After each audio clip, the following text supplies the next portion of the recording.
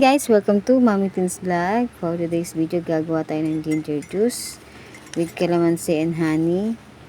Pwede rin yan mainit or kung gusto mo medyo malamig. Bahala ka. Dahil masakit yung lalamunan ko at medyo inuubo-ubo ko. Kaya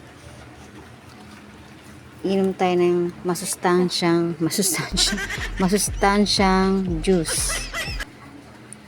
Maraming benefits guys yung ginger, no? Search mo pa.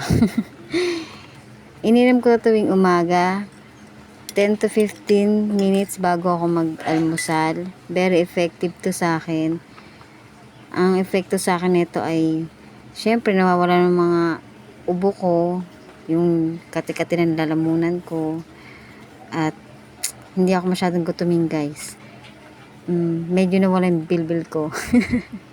Para sa akin guys, mas okay siya na inumin na maligam-gam, tapos dire-diretso humahagod talaga siya sa lalamunan ko. So guys, hanggang dito na lang. Thanks for watching!